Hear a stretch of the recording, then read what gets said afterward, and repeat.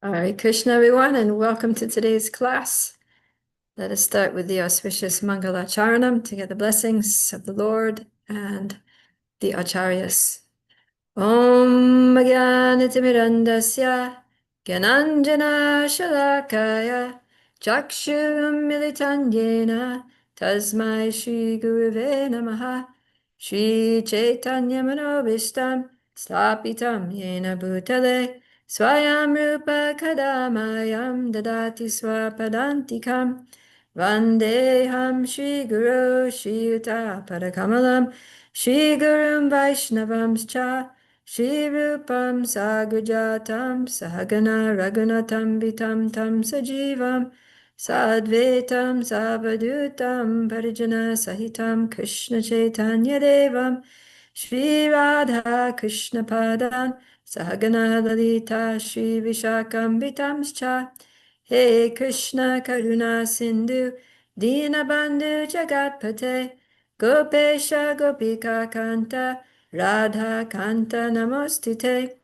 Tapta Kanchana Gaurangi Gaurangi, Radhe Radhe Vrindavaneshwari Vrindavaneshwari, Vishabhane Sute Devi Pranamami Hari Priye Vanchakalpa Tarubhyascha Kripa Sindhubhya Evacha Patitanam Pavanebhyo Vaishnavebhyo Namo Namaha Jaya Shri Krishna Chaitanya Prabhu Nityananda Shri Advaita Gadadhara Shivasadi Gaura Bhaktavrinda Hare Krishna Krishna Krishna Hare Hare Hare Rama Rama Rama Hare Hare.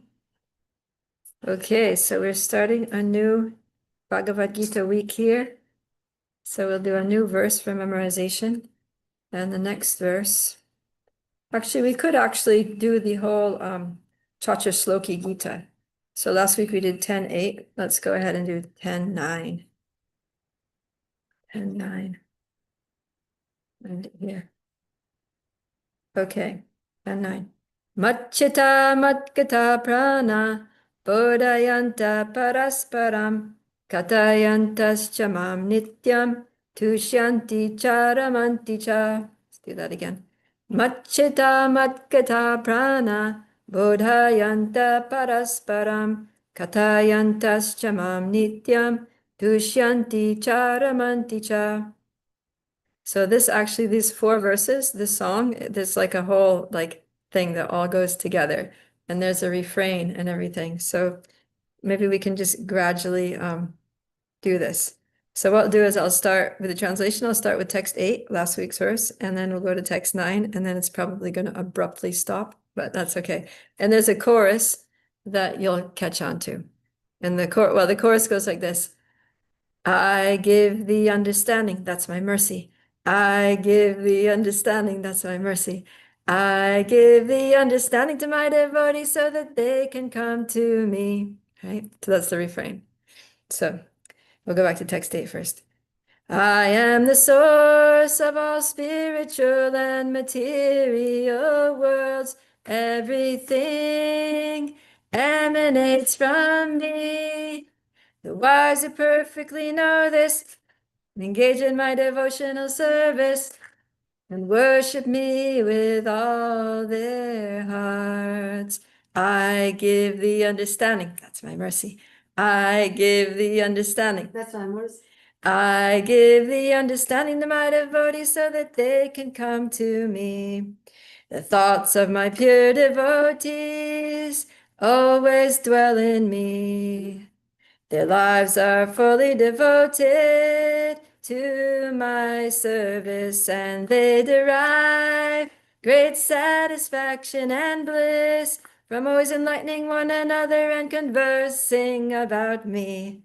I give the understanding. That's my mercy. I give the understanding. That's my mercy. I give the understanding to my devotees so that they can come to me. Yeah. All right. So gonna do that for this week. And then next week, we're gonna add the next verse 10:10 onto that. For now, that's half of it. Okay, so moving along. We're in chapter 13 already. with our reading, and we left off on, let's see, oh yeah, we left off on these items of knowledge.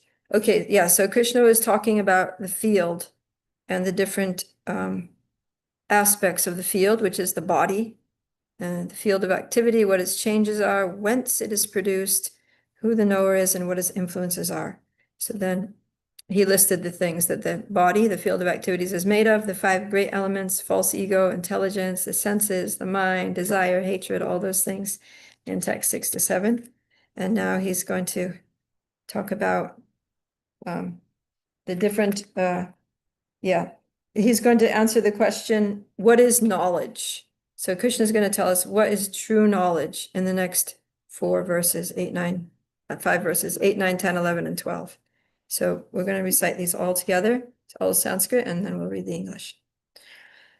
Amanitvam adambitvam ahimsa kshantir arjavam acharyopasanam shocham staryam atma vinigraha indriyarteshu vairagyam anahankara evacha janma mrityu jara vyadi dukkha doshanudarshanam asaktir anubhishvanga putradara grihadishu Nityam cha samachittatvam ishtanishtopapatishu mayi chananya yogena bhaktir avyabhicharini vivikta desha sevitvam aratir jana samsadi adhyatma jnana nityatvam tattva jnanartha darshanam etaj jnanam iti proktam Agyanam yad atonyata. All right, that was a lot of Sanskrit. So, you want to read there, Pragati? All right. Humility, pridelessness, non-violence, tolerance, simplicity, approaching a bona fide spiritual master, cleanliness, steadiness, self-control, renunciation of the objects of sense gratification, absence of false ego, the perception of the evil of birth, death, old age, and disease, detachment, freedom from entanglement with children, wife, home, and the rest, even mindedness amid pleasant and unpleasant events, constant and unalloyed devotion to me, aspiring to live in a solitary place, detachment from the general mass of people, accepting the importance of self realization, and philosophical search for the absolute truth. All these I declare to be knowledge, and besides this, whatever there may be is ignorance. All right, thank you. So let's just pause there for a sec. So here, yeah, Krishna is listing 20 different items of knowledge. And then he makes a very strong statement at the end that besides these things, everything else is ignorance. So this is what knowledge is. And what I always find interesting about this list of items of knowledge is that it's less about information, but what we generally tend to think of as knowledge means knowing something, right? Like you know some information about something, or you know how to do something, or something like that's what we usually think of when it means to know something. But what Krishna is saying here is that acquiring knowledge doesn't just mean being, a reservoir of information, but it means acquiring the personal qualities that, one, impel us to search for transcendental knowledge, and two, which qualify us to actually receive and understand transcendental knowledge. So knowledge is not a static thing. It's not static information, but it's a dynamic process where qualification leads to knowledge, and knowledge leads to more qualification, and that qualification leads to more knowledge.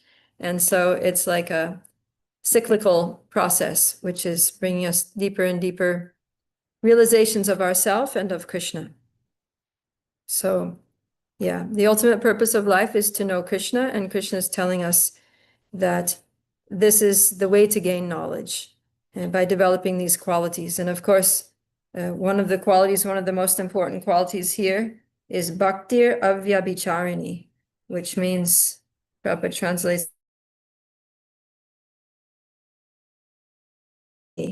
so this is the most important one on the list, from which all the other ones come. But still, it's worth, very much worth reading this purport and understanding what is actually meant by all of these qualities or items of knowledge that Krishna lists. So it's a long purport. We'll break it up. Okay. Do you want to just read the first paragraph, Pragati?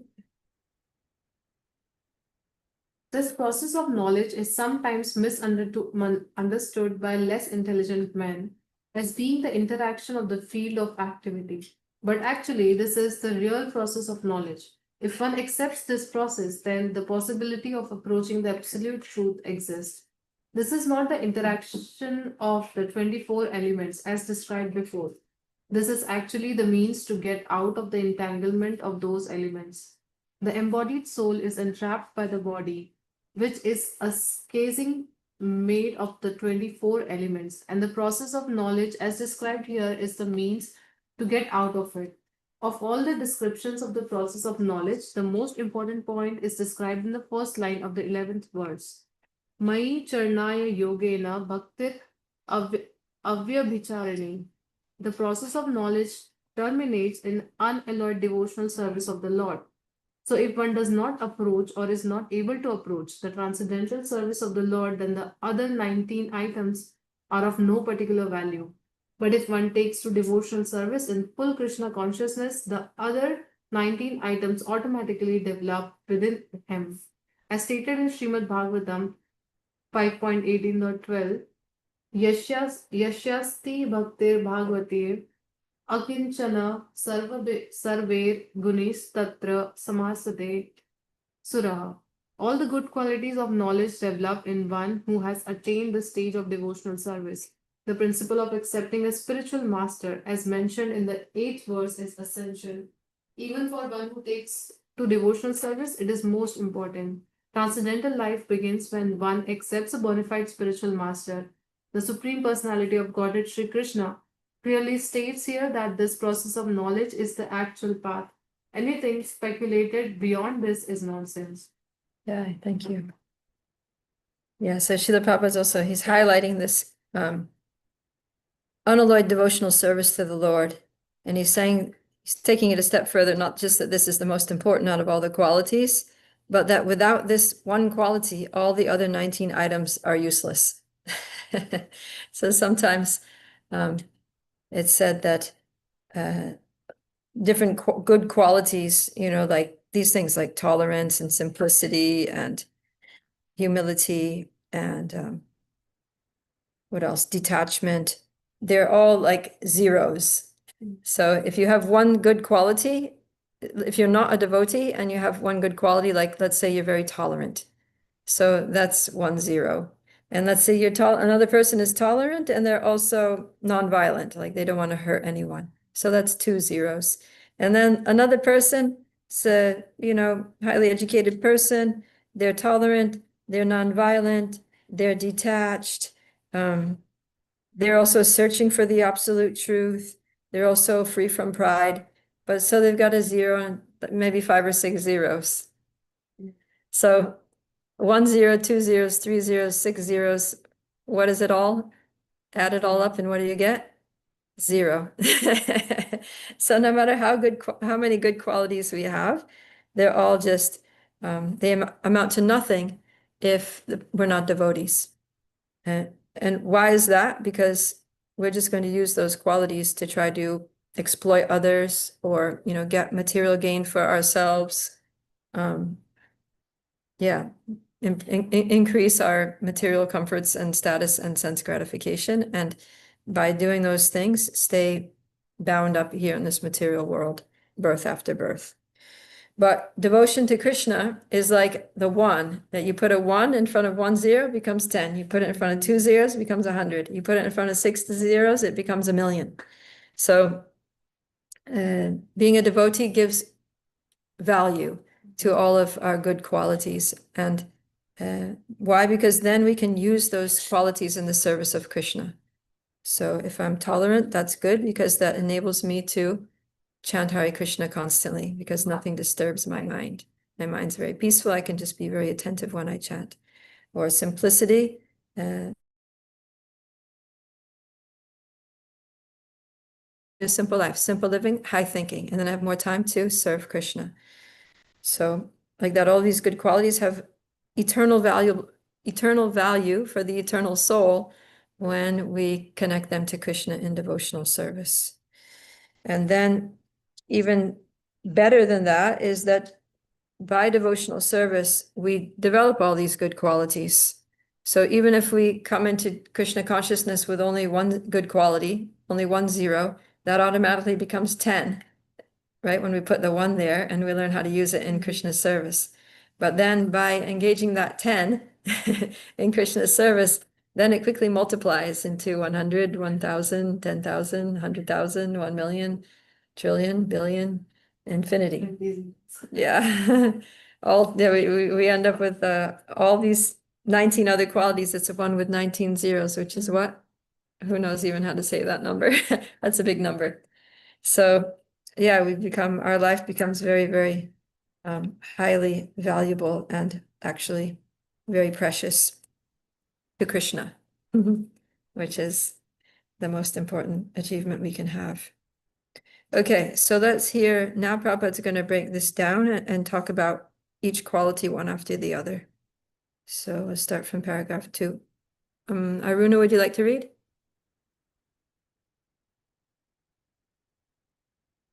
She's busy. Anybody else out there needing to read, able to read?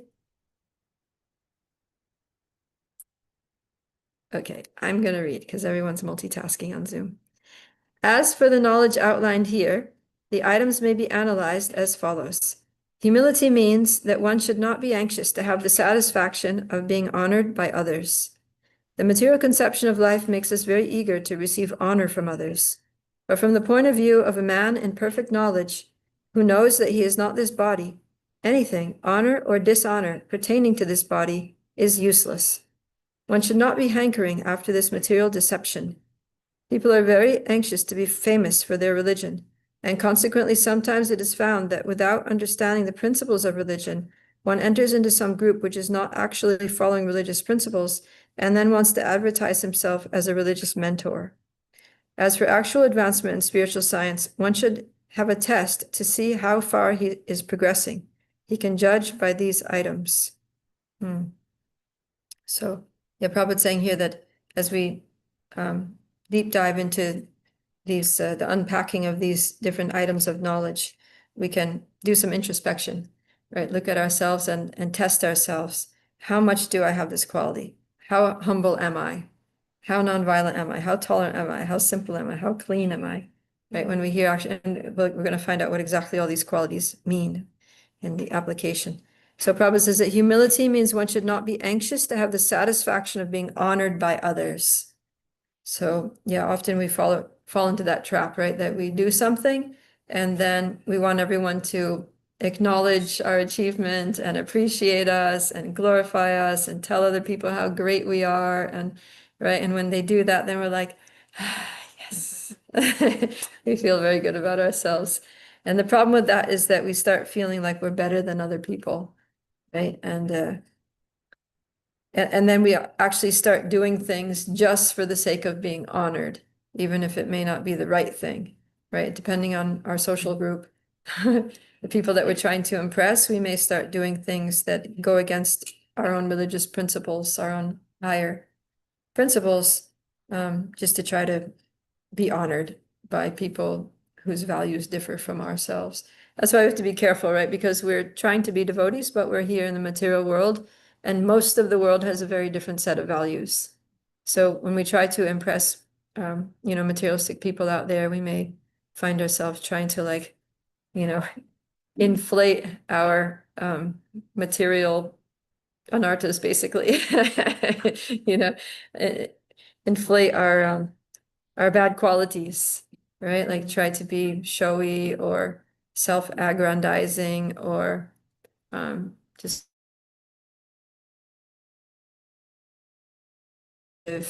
putting other people down, things like that, in order to get ourselves ahead, because that's basically how people survive or think what they think they need to do to survive out there in the material world, right? So if we start using those same principles as our modus operandi, then we can end up degrading ourselves.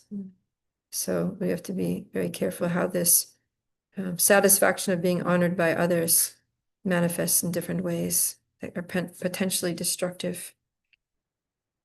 And then Prabhupada says that, yeah, sometimes people are anxious to be famous for their religion. So it's like, okay, I'm a devotee, so I don't care about being honored by materialistic people, but I want to be respected by the devotees, right? I want to be honored as a nice devotee. I'm a good devotee. I want people to be like, oh yeah, Prabhupada Priya, she's such a nice devotee. So, yeah, so we can end up, yeah, also trying to advertise ourselves and put ourselves up in different ways.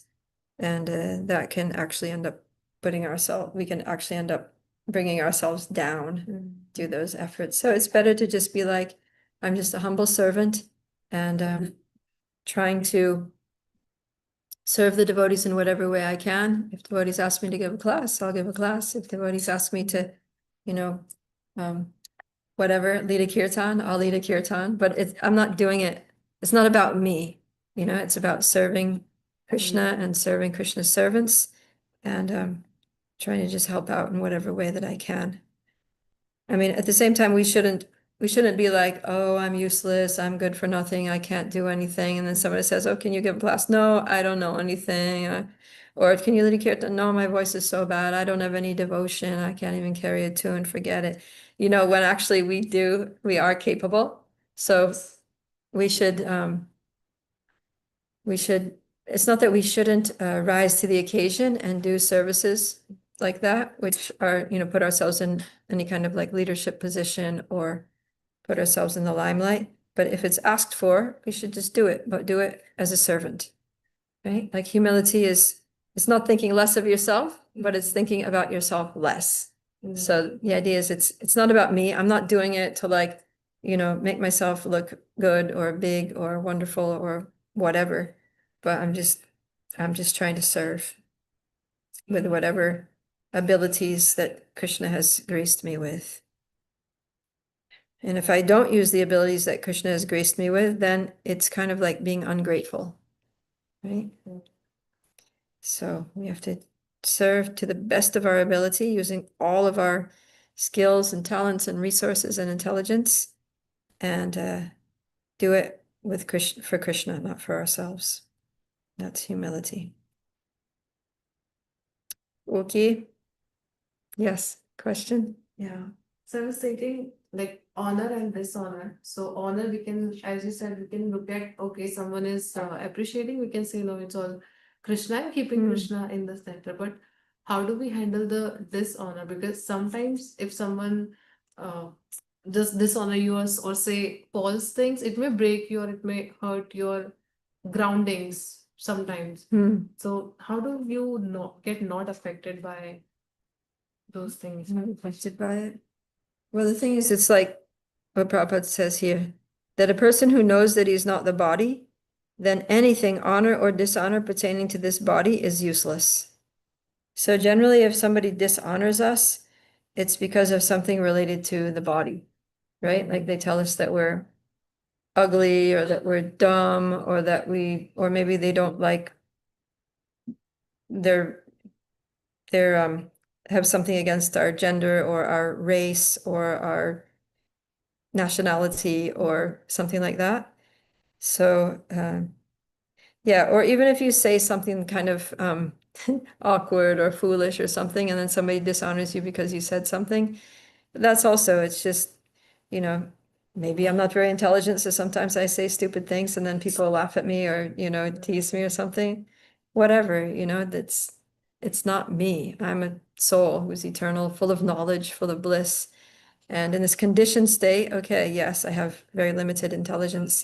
So, and I have the four defects of a conditioned soul, which means that sometimes I'm in illusion. I have imperfect senses. I have tendency to cheat. And what's the last one? Imperfect sentence, tendency. Illusion. Make mistakes. Yeah. So sometimes I make mistakes.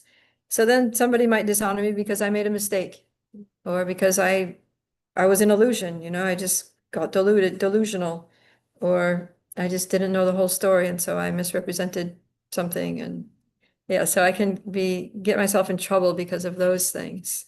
Imperfect senses, I thought I heard something, but I misheard it, right? Or I thought I saw something I didn't actually, I misunderstood. And so I ended up making a fool out of myself, and so people dishonored me. But that's not me. I'm not a condition. This conditioning is not me.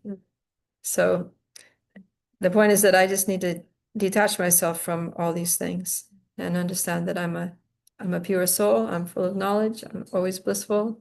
Yeah. And the pure soul doesn't make mistakes, doesn't get illusion, doesn't cheat or isn't cheated, and has perfect spiritual senses. So we just need to bear with it. We need to be tolerant that I have this body, I have this conditioning. But if we're enthusiastically and with determination, engaging in this process of bhakti, of devotional service, then we're purifying away the conditioning. So it's just a matter of time before we're going to realize ourselves as pure spiritual beings and get free from the conditioning. So we just need to be patient with ourselves, right?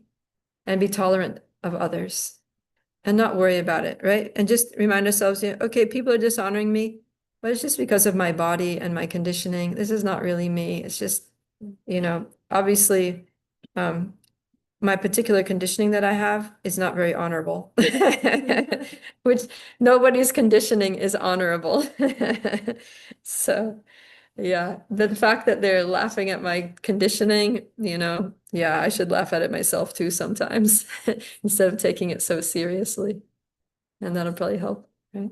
That actually so good to hear, because I think it's also an opportunity to see, okay, by which you're attached. Like if someone dishonor you, roll back and see by which you are attached. Is it mind, intelligence, or body, or what? Yeah, Then get attached to it. yeah. Yeah, yeah. So the things that, I mean, if somebody dishonors me for something that I'm not attached to, it's not going to bother me, right? They can tease me or make some comment and I'll just be like, whatever. But if there's something that I'm really attached to, like I really identify very strongly, and then they like criticize me for that, then I'm gonna get, it's gonna like really poke me, it's gonna like, it's gonna be like a little stab there in my heart. It's gonna hurt basically. And that's, yeah, when we get our feelings hurt or our ego gets ruffled, right? When those things happen. Why? Because ego means identity. And because you poked some aspect of my false ego that I'm attached to. Right? And that's why it hurt. But if I didn't identify with it, it wouldn't bother me so much. So it's actually good. Yeah, we can take it in a positive, constructive way. That if somebody says something, if they dishonor us in a way that really hurts, we can be like, oh wow. Now that person helped me by showing me what I'm attached to, showing me some misidentification that I'm holding on to here and I need to let go of. Right? Jai. All right. Okay, non-violence. Go ahead and read that then, Pragati. Non-violence is generally taken to mean not killing or destroying the body, but actually, non-violence means not to put others into distress. People in general are trapped by ignorance in the material concept of life, and they perpetually suffer material pains. So, unless one elevates people to spiritual knowledge, one is practicing violence. One should try his best to distribute real knowledge to the people so that they may become enlightened and leave this material entanglement. That is non-violence. Yeah, so this is very profound and very compassionate. Srila Prabhupada's his definition of nonviolence. So you can see how Srila Prabhupada, his vision is so transcendental. He's really seeing it from the spiritual platform that people are suffering due to ignorance. All material suffering comes from ignorance. So to allow someone to stay in ignorance is to commit violence to them. And therefore, nonviolence means giving people real knowledge. Yeah. And if we don't give people real knowledge, real spiritual knowledge, like knowledge from Bhagavad Gita, from Srimad Bhagavatam, knowledge coming from Krishna through disciplic succession, then if we don't give people real knowledge, then we're committing violence. Yeah, we are just prolonging their distress. We're actually causing them distress, right? So yeah, Prabhupada says we need to distribute this knowledge.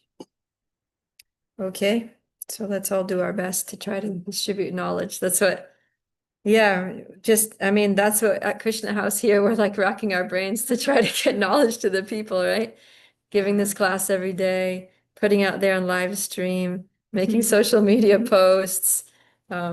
Yeah, doing so many things to just try to like get real knowledge out there to the people so that people can get free from ignorance and consequently get free from distress and be happy. Have the recipe for real knowledge, real happiness, blissful eternal life, and understanding who they really are. So this is very important. Okay, next is tolerance. Should we go beyond our boundaries to make other people this like not stressed or something? In what sense? Like if someone is emotionally pouring things like or sharing, or you are in some other mental condition, or in any ways, like should we, or in what situation we should go beyond our boundaries to help or distress people? So somebody's distressed and they're just like venting on you or something. How much of that do you need to take? Yeah, sometimes it can be really draining, right? I mean, yeah, if we have a relationship with a person, then sometimes they just need a shoulder to cry on, and it's good to give them that space, provide that space for them and help them. Ultimately, though, it can't just be that, right? As devotees, we have to try to, like Prabhupada says, give them the perspective, right? Give them a spiritual perspective so that they can not just stay in that space of feeling like a victim who got hurt and needs to complain about it, right? But actually understand that I'm a soul and everything that happens is happening by the will of Krishna. Everything is ultimately Krishna's mercy in some way, shape, or form.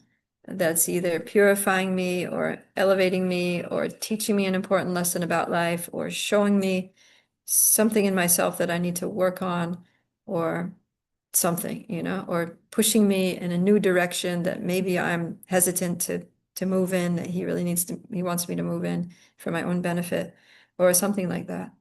So, we can help people, like we can listen to them, but then after that, we can also, after listening to them nicely, we can try to ask some open-ended questions. Like, what do you think is the lesson behind all this? Or, things like that to get people thinking about how this may actually be beneficial for them in some way, right? Okay, so tolerance. I'll read this about tolerance. Tolerance means that one should be practiced to bear insult and dishonor from others. If one is engaged in the advancement of spiritual knowledge, there will be so many insults and much dishonor from others. This is expected because material nature is so constituted. Material nature is so constituted. Even a boy like Prahlad, who only 5 years old was engaged in the cultivation of spiritual knowledge, was endangered when his father became antagonistic to his devotion. The father tried to kill him in so many ways, but Prahlad tolerated him. So there may be many impediments to making advancement in spiritual knowledge, but we should be tolerant and continue our progress with determination. Yeah, so there's a lot of people that will misunderstand us when we take to spiritual life very seriously, right? Sometimes even our own families turn against us, and that's the case with Prahlad, that his father was not in favor of, his father was an atheist, and he was really upset when his son Prahlad, to find out that his son Prahlad was a devotee, and he felt so threatened by Prahlad that he actually wanted to kill him.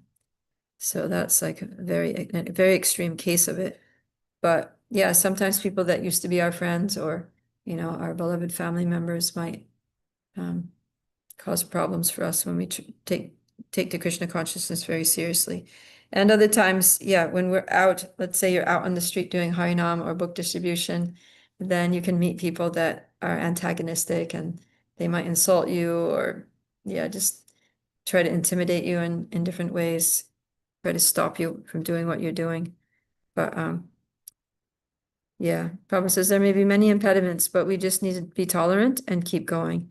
And he's not just saying this, but he actually showed us the example because when he was even in India, when he was trying to spread Krishna consciousness in India, he had so many there were so many impediments, right? He was having difficulty getting paper and things like that to print his books.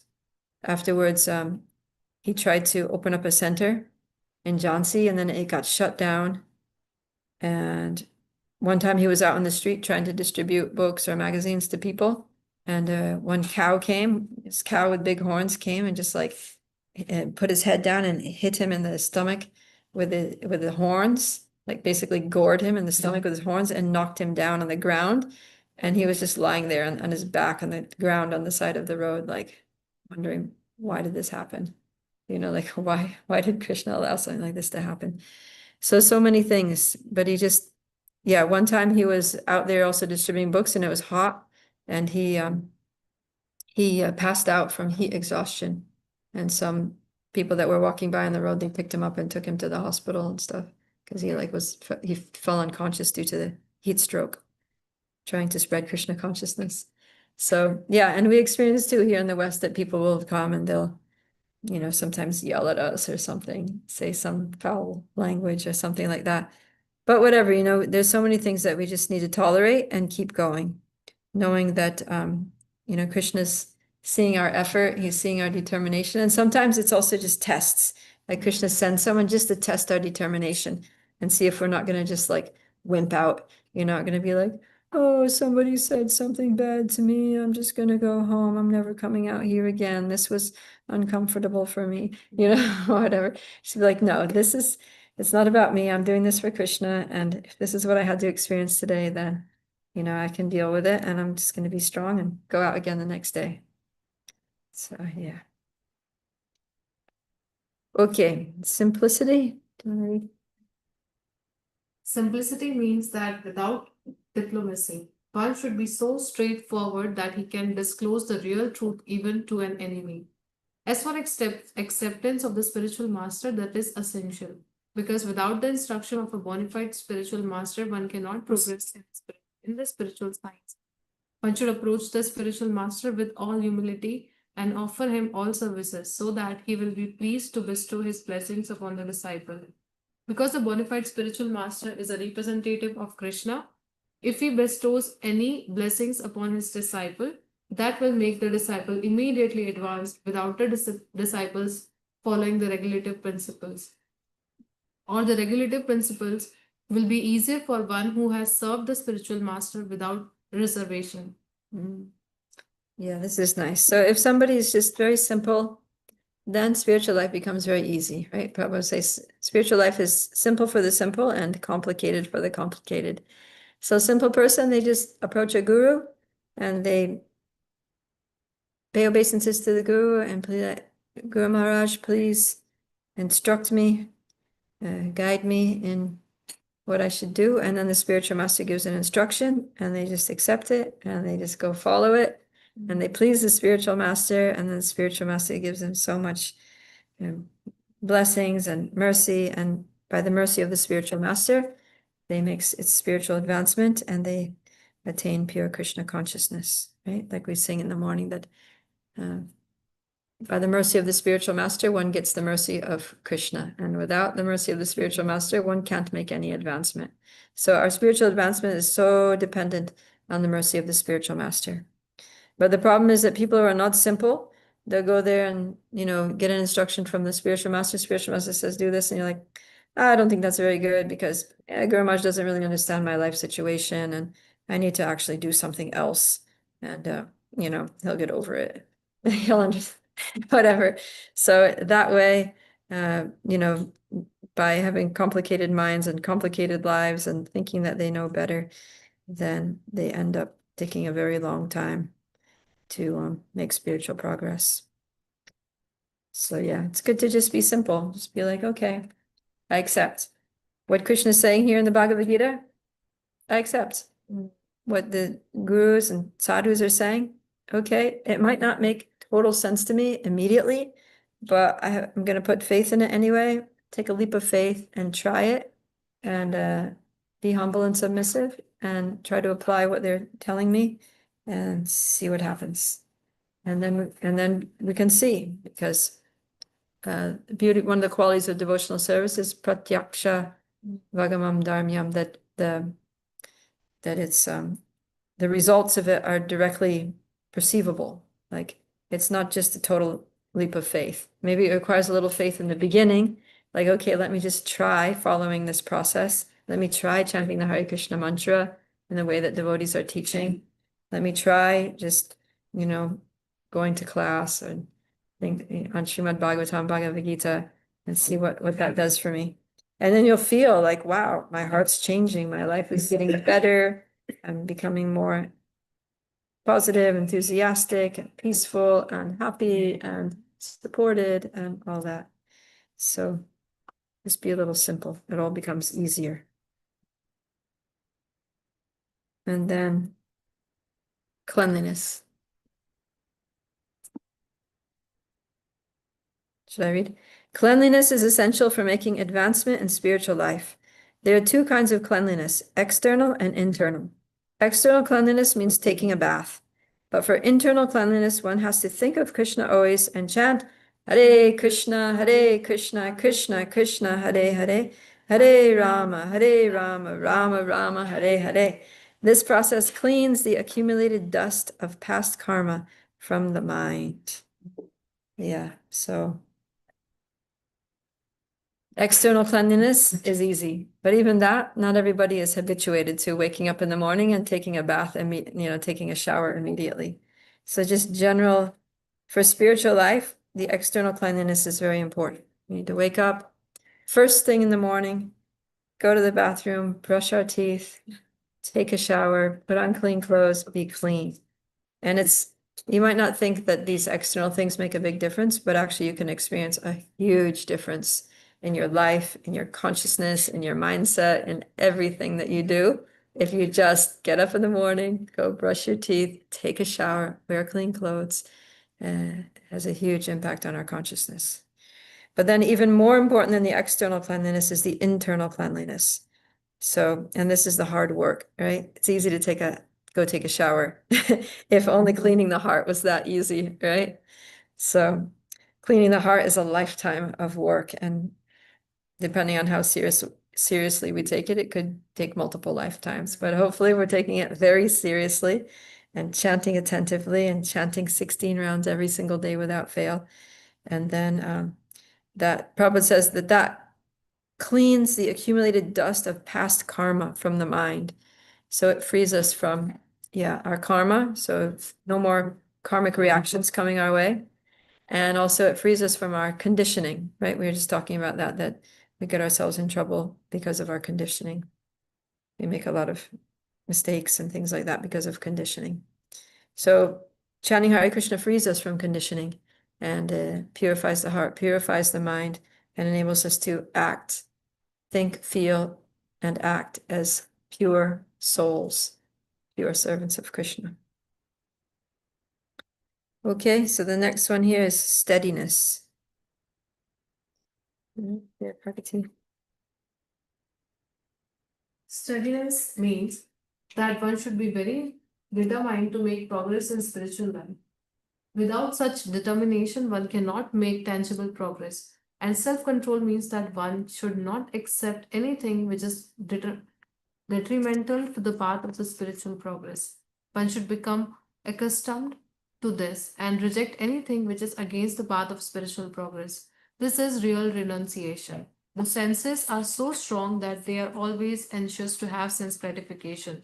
One should not cater to these demands, which are not necessary. The senses should only be gratified to keep the body fit so that one can discharge his duty in advancing in spiritual life. The most important and uncontrollable sense is the tongue. If one can control the tongue, then there is very and then there is every possibility of controlling the other senses. The function of the tongue is to taste and to vibrate. Therefore, by systematic regulation, the tongue should always be engaged in tasting the remnants of foodstuffs offered to Krishna and chanting Hare Krishna. As far as the eyes are concerned, they should not be allowed to see anything but the beautiful form of Krishna. That will control the eyes. Similarly, the ears should be engaged in hearing about Krishna and the nose in smelling the flowers offered to Krishna. This is the process of devotional service, and it is understood here that Bhagavad Gita is simply expounding the science of devotional service. Devotional service is the main and sole objective. Unintelligent commentators on the Bhagavad Gita try to divert the mind of the reader to other subjects, but there is no other subject in Bhagavad Gita than devotional service. Yeah, so here in this paragraph, Srila Prabhupada is elaborating on three qualities: steadiness, self-control, and renunciation of the objects of sense gratification. But that's because these three are all very, very closely related. Because unless the senses are controlled, then how are we going to be steady? Our senses are going to be dragging us all over. It's going to be like sitting on a chariot that's pulled by a horse who's totally out of control. The ride is not going to be steady and smooth. It's going to be very rough, and we're probably going to crash. So, yeah, we need to control the senses. And then how to control the senses? We need to be a little detached, right? There needs to be renunciation of the objects of sense gratification. So when we become detached from the objects of sense gratification, then things become easy. And then Prabhupada explains how to get these senses under control is by using them all in devotional service, engaging the senses in the service of the Lord in various ways. So he talks about the tongue, so the five senses, right? Eyes, ears, nose, mouth, and sense of touch. So we can use all those in the service of Krishna: the eyes and seeing the deity, the tongue and tasting food offered to Krishna and in chanting Hare Krishna, the ears and hearing about Krishna, hearing Kirtan, hearing Srimad Bhagavatam, Bhagavad Gita, the nose and smelling the flowers offered to Krishna, like that. And this is actually what Rupa Goswami says is Yukta Vairagya, or this is real renunciation. So he says that just giving up things is it's not the best form of renunciation. Real renunciation means using everything in the service of Krishna, right? He says, there's a verse from Bhakti Rasamrita Sindhu. Anasaktasya vishayan yatarham upayunjataha nirbandha Krishna sambandhe yuktam vairagyam uchite. When one is not attached to anything, but at the same time accepts everything in the service of Krishna, then one is really renounced. So yeah, the idea is that we use everything, but without attachment to that thing for our sense gratification, but we just use it in the service of Krishna. And then everything becomes perfect and complete. And then our senses become controlled because they're engaged, and then we become steady. Okay, so next we have false ego. False ego means accepting this body as oneself. When one understands that he is not his body and his spirit soul, he comes to his real ego. Ego is there. False ego is condemned, but not the real ego. In the Vedic literature, Brihad Aranyaka Upanishad 1.4.10, it is said, Aham Brahmasmi, I am Brahman, I am spirit. This I am, the sense of self, also exists in the liberated stage of self-realization. The sense of I am is ego, but when the sense of I am is applied to this false body, it is false ego. When the sense of self is applied to reality, that is real ego. There are some philosophers who say we should give up our ego, but we cannot give up our ego because ego means identity. We ought, of course, to give up the false identification with the body. So this is very important, and Prabhupada lays it out so logically here, right? So ego means the sense of self. So it's basically, who am I, right? And then we need to understand, I'm not this body. So thinking we're the body, because we're not the body. So to think that we're something that we're not is false, right? To think that, so that's false ego. But it doesn't mean that there's no ego. Ego just means, who am I? So the real ego is, I am eternal soul. I'm an eternal servant of Krishna. And yeah, so we don't want to let go of that, because once we know who we really are and we're very firmly, steadily established in that proper identification of ourself, then we basically know what to do, right? Because if I know I'm an eternal spirit soul and a servant of Krishna, then what am I going to do? Serve Krishna, right? I'm going to do spiritual activities. So if I know I'm not material, then I don't need to do material things, I don't need to be so involved in all this material rat race and things. I can just dedicate myself to spiritual life. And then let Krishna worry about the material things. Because anyways, he's in charge of all of it, right? He says, that verse, Maya Dyakshena Prakriti, Suyate Sacharacharam, Hetunanena Konteya, Jagat Viparivartate. Says this material nature, which is one of my energies and is working under my direction, producing all moving and non-moving beings. Under its rule, this world is created and destroyed again and again. So basically, Krishna's saying that this material energy is my energy, it's under my control, and I make it do what I want it to do, right? So, people are thinking, I'm this body, I'm a material being, I have to, carve myself out of life here in this material world by material means and be materially comfortable and satisfied and all that. And actually, if we actually don't, it's a whole illusion that we have to do that. Because the reality is that we're spiritual beings, and Krishna wants us to be ourselves. He wants us to be his eternal servants and serve him eternally. And if we focus on that, Krishna is going to provide everything that we need for the material side of our lives, because the material energy is his energy and it's working under his direction. So all he needs to do is say, oh, my devotee there needs some money or needs some food or needs accommodation, and boom, you can just do it in a second. Right? You're just sitting there one day, like we were just talking about it, right? We're just sitting there thinking, oh, we need this. And then what happens? Somebody calls up and is like, hey, would you like this? Yeah. Right? Everything just comes, like without even asking for it, because Krishna wants the devotees to be satisfied. He wants everything to be nice so that they can go on serving. So that we don't think, oh, I'm suffering here, I have some shortage here, maybe I need to stop chanting Hare Krishna and go get a job, Yeah. Okay, but that takes a lot of faith. And in this world, the faith is often lacking. So, okay. I guess we better stop. We only have 5 minutes left. This is a long purport. We'll finish the purport tomorrow, get to the end of these qualities. But it's nice to spend some time on them, because this is really important. And Prabhupada, Krishna is saying that this is knowledge. So the onus is upon us as human beings to actually get knowledge. And so we need to know what is knowledge, and we need to know how to get knowledge, and how to apply knowledge practically in our lives. So this is important to spend some time on. Okay, so any questions or reflections on any of today's?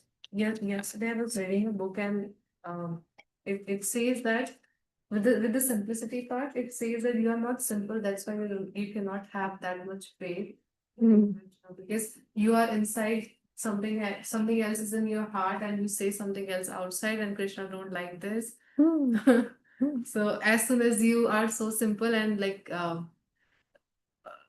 not saying different words, like you believe something else and you say something else, Yeah, then your faith increases.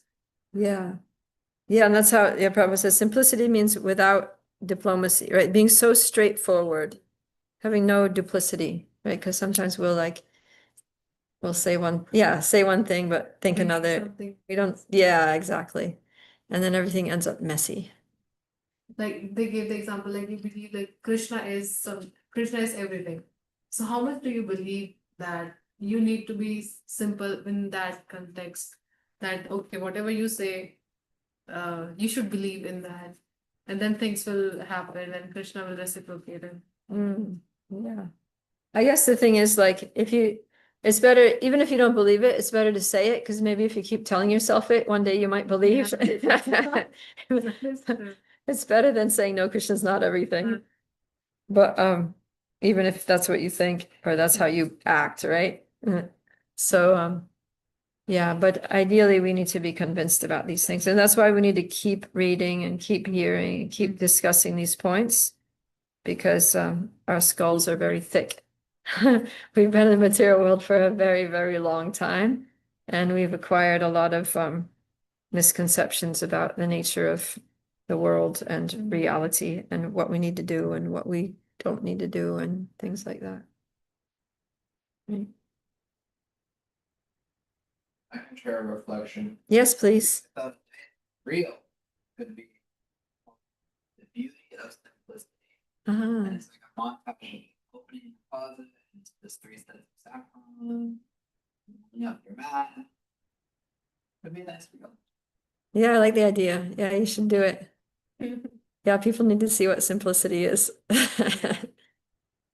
Because it's like a foreign concept in the Western world. Right? And everybody's got so much stuff. They can't even fit it in their house. They need to go get like a storage unit.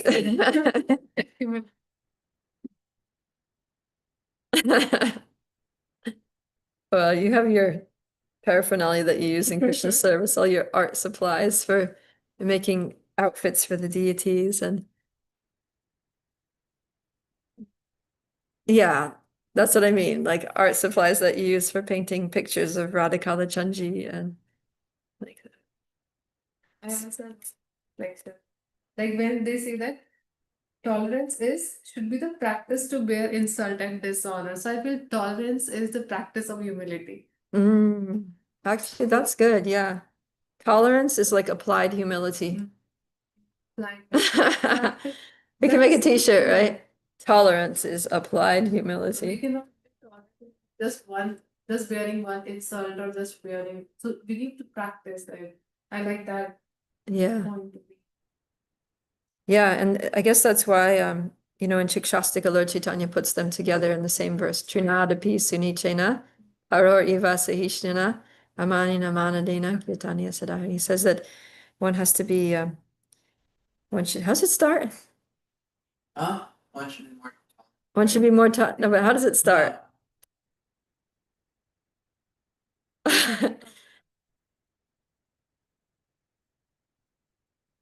Totally blanking out when this thing starts. Anyways, it basically means one should be more humble than a blade of grass, more tolerant than a tree, devoid of all sense of false prestige, and ready to offer all respects to others. In such a state of mind, one can chant the holy name of the Lord constantly. Oh, one should chant the holy name of the Lord in a humble state of mind, thinking oneself lower than the straw in the street.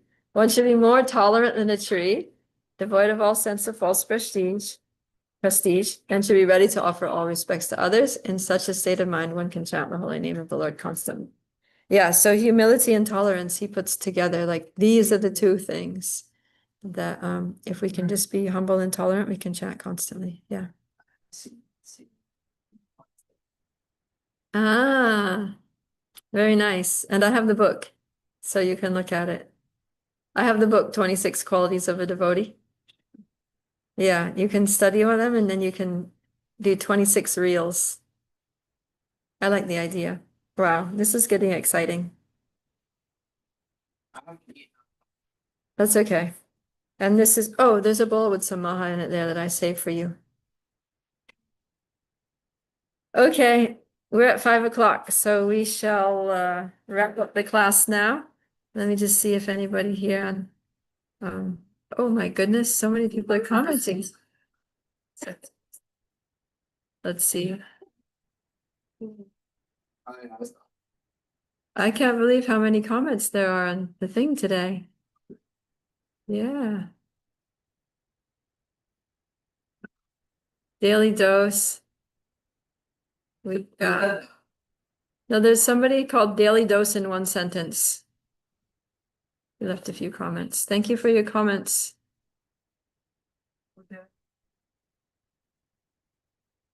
Krishna. Oh, Krishna actually talks a lot. He's saying that Krishna doesn't mention anything about devotion and devotees.